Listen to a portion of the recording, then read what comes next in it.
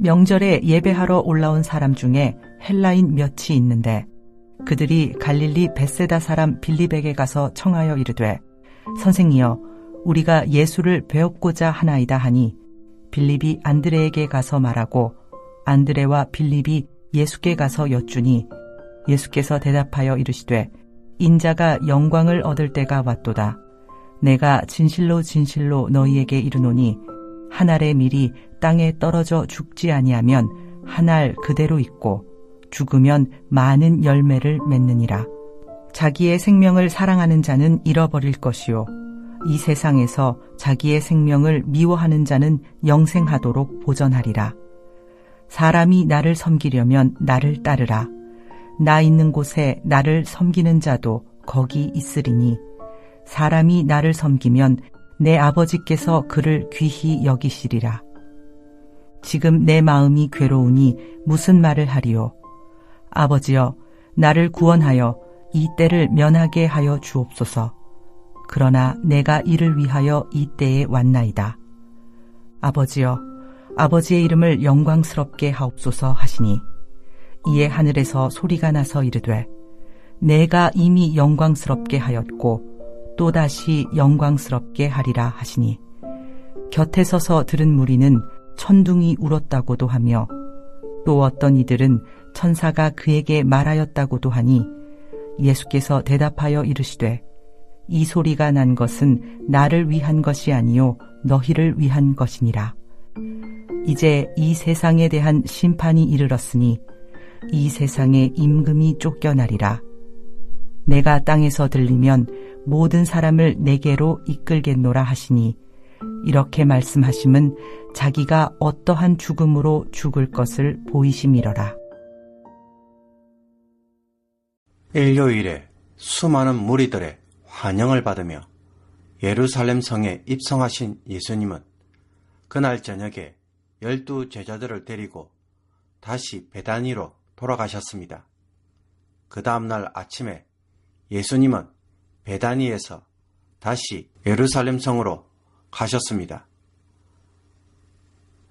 가는 도중에 시장하신 예수님은 무화과 나무를 보시고는 그 열매를 먹으려고 하셨지만 열매가 없는 것을 보시고는 이제부터 영원토록 사람이 내게서 열매를 따먹지 못하리라 라고 하며 분노하셨습니다. 그리고 예루살렘에 들어가셔서 성전에서 매매하는 자들과 환전상들의 상을 둘러 엎으시며 성전을 정결케 하는 일을 하셨습니다. 오늘 본문은 아마도 이날 월요일에 예수님이 예루살렘 성에 있을 때 있었던 일로서 유월절에 예배를 드리기 위해 올라온 헬라인 몇 명이 예수님을 만나게 해달라고 빌립에게 요청하였습니다. 이에 빌립은 안드레에게 말하고 빌립과 안드레가 예수님에게 어떻게 하실지 묻습니다. 이들이 무슨 이유로 예수님을 찾아왔는지는 본문에 드러나 있지 않습니다. 예수님 당시에 유대인이 아닌 이방인 남자가 유대계에 들어오는 경우는 크게 두 가지였습니다. 첫째는 할례를 받고 유대인으로 개종하는 것이고 둘째는 할례를 받지 않았지만 유대교에 하나님을 믿는 경우입니다. 이런 경우 이방인들은 성경에서 하나님을 경외하는 자들로 불리워졌습니다. 아마도 오늘 본문에 등장하는 헬라인은 두 번째에 해당하는 경우로 보입니다. 그렇다면 요한은 다른 복음서에는 전혀 없는 이 헬라인들에 대하여 이야기를 하고 있을까요? 추측컨대 유대인들은 예수님을 유대인만의 메시아로 환영을 했지만 요한은 이 헬라인들을 통해 예수님은 온 세상에 메시아이심을 보여주려고 했을 가능성이 있습니다. 그리고 바리새인들은 온 세상이 예수님을 따른다고 말했는데 실제로 그런 일이 일어나고 있음을 헬라인의 등장을 통해 확인시켜주고 있다고 할 수 있습니다.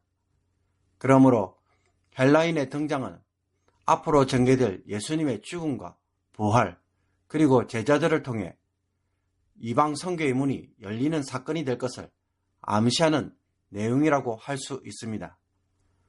헬라인들의 방문 소식을 들으신 예수님은 어떻게 반응하십니까? 예수님은 세 가지로 대답하셨습니다.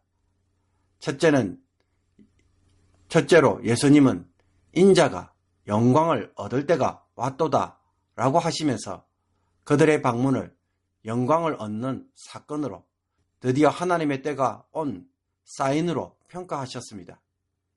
여기서 예수님이 영광을 얻는다는 것은 가깝게는 예수님이 십자가에 달리시는 사건을 의미하고, 멀리는 부활하신 후 하나님에게로 갈 때가 되었음을 의미합니다.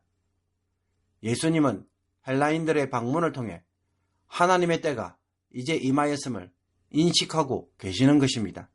그 결과 예수님의 구속 사건을 통해 복음이 이방인들에게 증거되는 새로운 시대가 열리게 될 것입니다. 둘째로 예수님은 하늘의 밀이 땅에 떨어져 죽지 아니하면 하늘 그대로 있고 죽으면 많은 열매를 맺느니라 라고 말씀하셨습니다.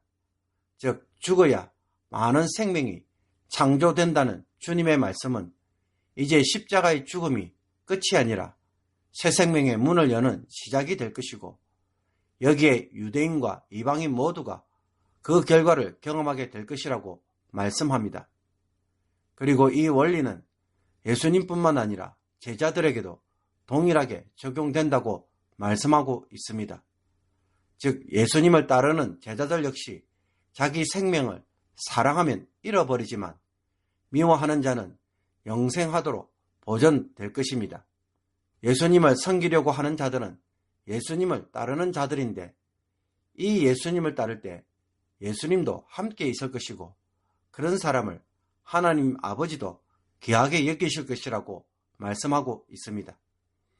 우리가 정말로 예수님을 섬기는 자가 되려고 한다면 그는 예수님처럼 십자가의 길, 즉 죽음이라는 순종을 통해 영원한 생명을 누리는 길을 선택하며 따라가야 하는 것입니다.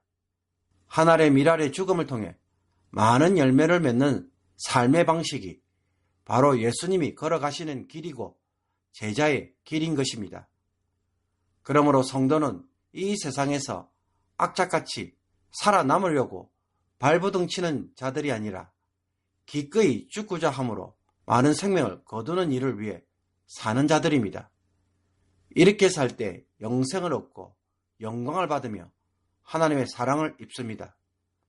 십자가는 구속의 사건일 뿐만 아니라 예수님의 삶의 핵심이고 제자들이 살아야 할 삶의 본보기 그 자체인 것입니다.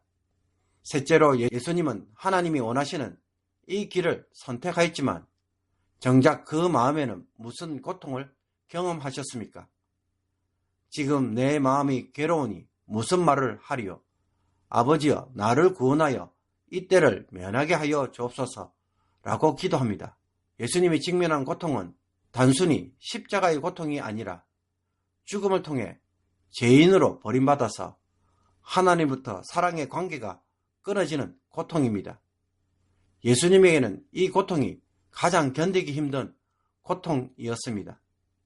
하지만 예수님은 하나님의 뜻에 대하여 순종할 것을 기도로 고백합니다. 왜냐하면 예수님은 이 일을 위하여 이 땅에 오셨기 때문입니다. 그래서 십자가를 통해 하나님의 구원 계획을 성취하고 하나님의 이름을 영화롭게 하는 일을 하겠다고 다짐합니다. 예수님의 이 기도는 예수님 자신의 기도일 뿐만 아니라 제자들도 반드시 따라가야 할 기도이기도 합니다. 제자들 역시 생명을 낳는 죽음의 삶을 걸어가야 하기에 힘들지만은 예수님의 기도를 해야 하는 것입니다. 그러므로 우리가 신앙생활할 때 가장 힘든 기도, 내면의 진짜 고통은 바로 자기 중심성을 하나님 앞에서 내려놓는 것입니다. 세상과 하나님으로부터 버림받은 것 같은 느낌을 감당하는 것입니다. 요한이 예수님의 이 기도를 솔직하게 보여주는 이유가 무엇입니까? 이것이 제자의 삶에서 가장 중요한 순간이자 제자로 남느냐 마느냐를 결정하는 문제이기 때문입니다. 예수님이 만약 이 지점에서 포기했다면 어떻게 되었을까요? 그동안의 모든 사역이 헛수고로 되었을 것입니다. 예수님의 이 기도에 하늘에서 하나님이 천둥 같은 소리로 응답하셨습니다. 내가 이미 영광스럽게 하였고 또다시 영광스럽게 하리라. 예수님은 자신의 공생의 사역을 통해 하나님을 영광스럽게 하셨고 십자가를 통해 다시 하나님을 영광스럽게 하실 것입니다. 그런데 예수님이 하신 이 일을 왜 하나님이 하시는 일로 말씀하실까요? 그 이유는 하나님 역시 예수님의 사역에 함께 하셨고 또 함께 하실 것이기 때문입니다. 그러므로 예수님이 십자가에서 고통당하실 때 누구도 함께 고통당하셨습니까? 하나님도 아들과 함께 그 고난의 현장에 고통의 자리에 계셨음을 보여줍니다. 우리에게는 값없는 은혜이지만 정작 하나님과 예수님의 입장에서는 실로 엄청난 고통을 감당한 결과로서 우리에게 주신 것입니다. 하늘에서 들린 이 천둥 같은 음성으로 인해 예수님은 그동안 모든 준비를 다 마치고 드디어 십자가의 길을 본격적으로 걸어가서 곧 죽으실 것입니다. 예수님의 죽음은 세상과 세상의 임금인 사탄의 승리처럼 보이겠지만 그러나 예수님은 이 일로 인하여 어둠의 영역이었던 세상은 심판받을 것이고 권세를 휘두르고 통치하였던 사탄은 쫓겨나게 될 것이라고 선언합니다. 이 승리로 인해 이제 어둠 속에 있던 사람들은 빛의 나라, 아들의 나라로 옮겨져서 하나님을 통해 누리는 새 생명, 즉 영생을 경험하게 될 것입니다. 그러므로 성도가 십자가의 길을 걸어가는 것은 세상에서 버림받는 것이 아니라 생명을 가져오고 사탄의 통치를 종식시키는 일입니다. 어둠의 영역에서 빛의 영역으로 옮기는 사건을 가져옵니다. 우리는 이 영적 전투를 얼마나 감당하고 있습니까? 이 영적 전투에서 승리하기 위하여 얼마나 열심히 전도하고 계십니까? 이 일에 오늘 한번 힘써보는 복된 날이 되기를 주님의 이름으로 축복합니다. 기도드리겠습니다. 하나님 아버지, 예수님의 죽음을 통해 많은 이들에게 새 생명이 주어지는 길이 열린 것처럼 저희들도 자신의 죽음을 통해 철저한 순종을 통해 세상의 구원을 가져오는 일을 이루게 하여 주옵소서.